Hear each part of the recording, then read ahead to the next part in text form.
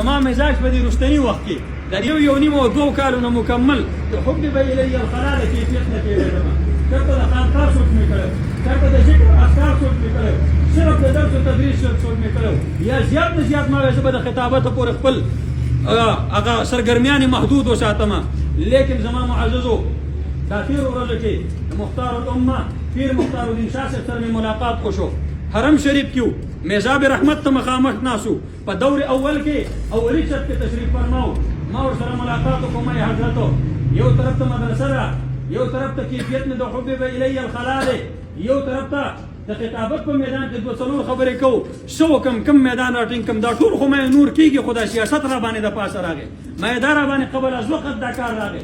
استادانو مشرانو ته مې درخواست وکړ چې زما دا وخت نه دی. مولانا مطلب صاحب ته مې وویل چې دا ملګري قرار کا.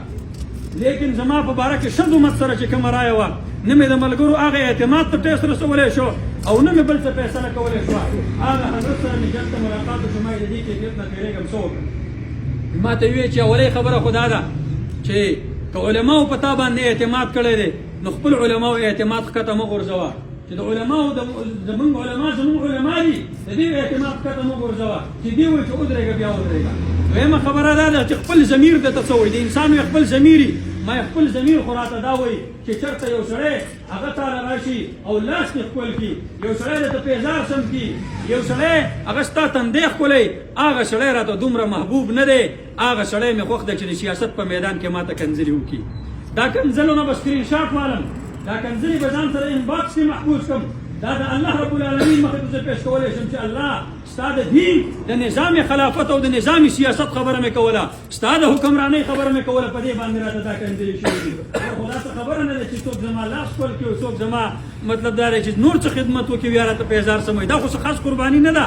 ما خپل ضمیر مې دا دی چې دا سپین ږیری عالم قائد جمعیت مولانا فضل الرحمن صاحب په دې دور کې تنها پرېښودل، دا راته بزدلي ښکاري او دا راته خیانت ښکاري. لهذا د ضمیر تقاضا که شي نو ضمیر خو مې دغه اواز راکوي. درېیمه خبره دا ده چې دلته یو دوه رکعته نفل وکړه او وایه چې الله په څه کې خیر یو څه په څه باندې ته خوشحالېږي، هغه کار کې راته توفیق نصیب کړه. په هغه میدان باندې مې ور واچوه. هغه دوه رکعته نفلونه بعد الله رب العالمین نه مې دغه دعا وغوښته. کامل شرح صدر مې شوی دی چې چېرته ورځو دروازې راته الله داسې خلاصوي لکه څنګه چې حضرت یوسف علیه السلام د زلیخې نه منډه واله او یوې به دروازه ورته په خپله باندې خلاصېده. انشاءالله د فتوحاتو دروازې الله کولاو کړي دي. خو د جمعیت علما اسلام ملګرو علماو باندې دا یو اواز کوم چې قسم بالله که د اقتدار لالچ وي، قسم بالله که په اسمبلۍ کې د ناستې خواهش وي، خو په خپل اسلامي خلفاو کې چې ګورم، په اسلامي سلاطینو کې چې ګورم، په خپل رحمدلو خلفاو چې ګورم چې د شپې به یې ګشتونه کول او د قوم مسلې به یې حل کولې. څو پورې به دا خبرې مونږ په کتابونو کې لولو، څو پورې به دا مونږ د تاریخ د حیثیت باندې ذکر کوو. آیا خپله به مونږ دا کردار نه ادا کوو چې د شپې په 12 بجې باندې ماته په درد باندې یو دردمند د هغه ضرورت راشي او زه د هغه په چوکاټ ونه درېږم او زه د هغه په کار را نه شم.